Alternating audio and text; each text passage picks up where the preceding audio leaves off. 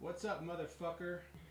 So this is all my good shit. At some point, I'm gonna like do a tour of my signal chain or something. Got my Super Fuzz, this thing. I tried this Super Fuzz. It's got like all this debris in the back because I've got like a bamboo mat under this thing and under this desk that I roll around on. It just gets all this like hair and bamboo shavings all into it. Anyway, the point of what I was going to like share here is this Super Fuzz is not great on guitar. Now, most people they're probably going to yell at me when I say that, but the Super Fuzz really doesn't do very well on guitar. It would be fine for soloing. It doesn't allow harmonies within a chord. So the chords come out as like garbage. And so like this is not a typical fuzz. This is literally a Super Fuzz. This thing will not do what you want it to do in most cases. And so what I actually do with it is I use it on bass. It's actually very good on bass. It's probably one of my favorite fuzzes on bass if I'm doing a lead or a solo on bass, because it just makes it kind of come right out. There is a low cut and boost so that I can play with it. It's got some EQ to it. I don't like the Fuzz 2. The boost is just useless because it just like, unless I have like a piezo, like I guess my acoustic bass might work with it, but other than that, like it's pretty shit. The Fuzz 1 on the Super Fuzz, this is what I like on bass, and especially my Squier Mustang. That thing and it's a match made in heaven, in a very, very fuzzy heaven. A heaven full of like, I don't know, broken robots. I have a Big Muff and it's for bass. This is my Big Muff. Would you like to see my Big Muff up close? You want to see my Big Muff up close? I can't open my Big Muff because, I'm a lady. I have this Flamma envelope. This is actually a really fucking great envelope. Flamma it's cheap. It's just like Chinese import stuff, but it's extremely good. Generally, I can do just about any kind of envelope for my bass with this Flamma. I don't really need something that's bigger or more expensive. This thing was like $30, I think. Probably not even that. So pretty damn good. Here's I'm going to go through my my signal chain here. So I've got a Donner tuner with a true bypass. So that way I can completely mute. It does have it's a little choppy. I would prefer not to have a true bypass on it because it's very choppy when it you can really hear it. But it does have the true bypass on it. It goes into the Caline bass compressor. The Caline, this is the pressure point, the one with the crab on it. This actually is really good. I was hoping for a little bit more compression, but it's so subtle and warm that it actually works with almost anything that I'm trying to do, either live or recorded. So it's actually very versatile. Caline also makes the wine cellar. This is a driver plus it's a DI technically, but I don't use the DI. Because I need the rest of the signal. But you usually put a driver or a fuzz or a distortion kind of there, kind of right after the compressor, or at least I do, because I want everything to get into the driver. Now, if it was a fuzz, like when I'm using my Big Muff, because that's a fuzz, I'll actually put it before after the tuner before the compressor. I want to bring out some of the dynamics of the fuzz, especially the Big Muff, because it's a bass Big Muff. And so I think that's the Pi. So it's the Big Muff Pi. I love that name. It's got a lot of harmonics and other mid-range that doesn't come out as well if it's down the signal chain. So I usually put it like right at the beginning. And usually you want your fuzz at the beginning. Because it's a different type. Like if you're gonna put your distortion anywhere, you're gonna want to put that after the compressor. In most cases, it needs all of that volume. It needs all of what you can get from the clear driven bass. So I went from the wine cellar, the driver, over to a noise gate, and this is a Rowin. It's a Rowin noise gate. It's not a great noise gate. It's okay. Like it doesn't have as much control over the attack and the release It does have a soft knee though, and I prefer the soft knee gate because it that way it doesn't sound so choppy. But I needed something because I was getting a lot of noise from the compressor because of the noise floor in my lines, chords. And so especially when I was live, I was hearing it so much over my in-ears that it was just like this horrible sea of noise. And so the noise gate helped kind of back that down. Now it's got like a swell and then goes back down. It's a little bit off-putting in my in-ears. But when I'm recording, it's actually, I don't use it because I don't have as much of a noise for it. So usually when I'm like out, I do music for a church and I do bass. And what ends up happening is I actually compress it and then they compress it at the mixer. And so, and then there's an overall compression. So it basically is like triple compressed. I don't really agree with that personally, but it just is what the professional set it for when he came in and did all of the settings for it. It's an X32 Air. It's a kind of a wireless setup, but it's also it doesn't have a board, right? So it's got just like an iPad, but it has all of this digital stuff in it that is fine when you need it, but honestly, we don't need it as much, and I don't agree with like putting so much compression on everything. But I wasn't the engineer. If I was to go back in and redo it, I wouldn't put as much compression on the mains, right? Like, if you're going to put anything on the mains, then don't put them on the individual pots because you really don't need it, especially if it's already compressed at the signal chain coming in, right? So before your DI, everything's compressed. You're then compressing it again and again. It ends up squashing everything. And I just, it's just a personal thing.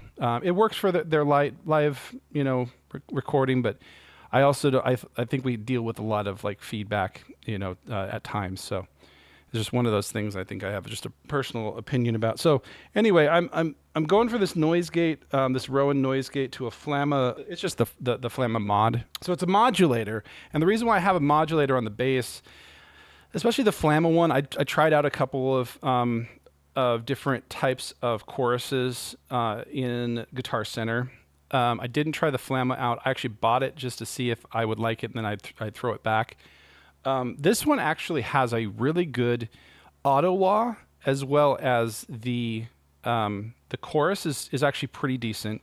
The flanger is okay. I need a more kind of psychedelic flanger for when I'm doing kind of the driven bass soloing for something a little bit more, I don't know, a little bit more psychedelic. I kind of like that sound, and I'd like to kind of explore it a little bit. But for now, I really only use it for the chorus and a little bit of the phaser. There's definitely times when I throw in phaser into some of the driven bass because it adds so much depth and variation to the driven sound, right? That's the reason why you put the modulator kind of downstream.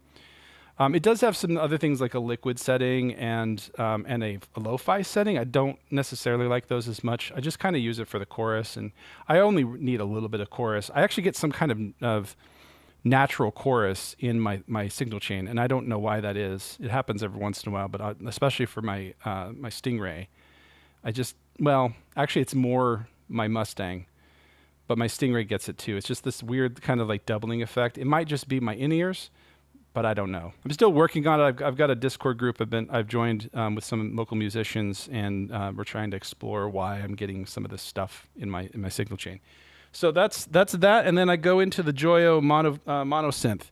That thing, which I need to turn on, that thing is so good. It's a great way to, because you got the EQ on the end of it, and I can make some small adjustments before it hits the DI. And usually at that point, I don't need to EQ much of the actual signal when I'm recording. It just is a nice clean way of getting as much of the things I want into the signal. I can then make some small adjustments downstream into the mixer. I got a pile mixer over here. I basically have flattened this out and kind of dropped the bass on my vocals. I think this is all flat on my bass.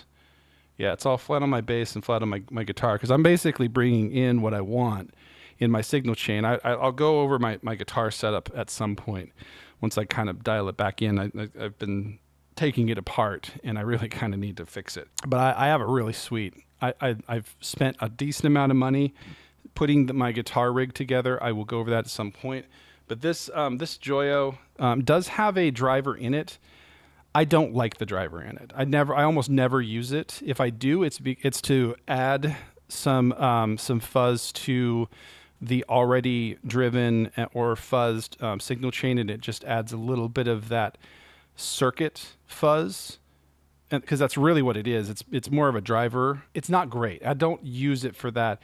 I might look for another EQ with a DI, but I really can't find one in that price range that does it that well. There is a boost on this on both the high and the low, as well as the volume control on the EQ.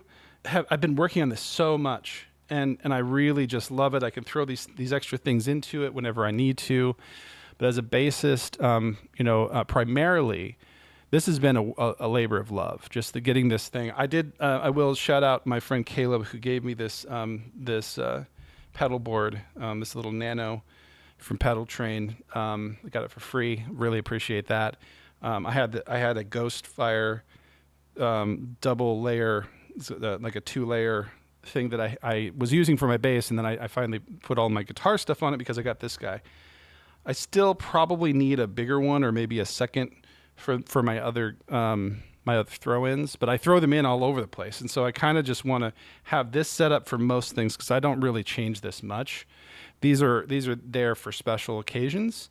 I don't even use the big muff very much. I really like the wine cellar in terms of the driving, because it's a very subtle, very warm, and it has like a lot of controls to it, all the harmonic controls and everything else. It's just a good overall driver, instead of having this like really beefy fuzz that it doesn't always fit with everything. This is just a really good kind of additional vibe, and I really appreciate it. So this is like my normal setup, going from the tuner into the Caline compressor, into the Caline wine cellar driver, into the gate, so that I can cut it off when I need to, especially when I have this really big driven. Wow, that sounded very Trumpish.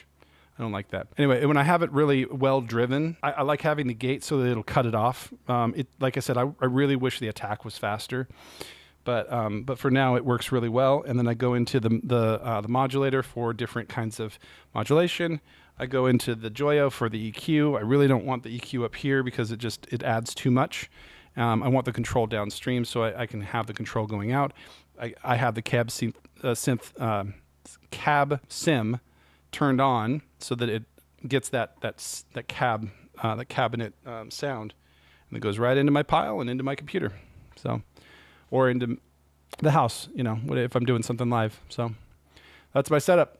I just figured I might share and so that way I can test my recording and everything.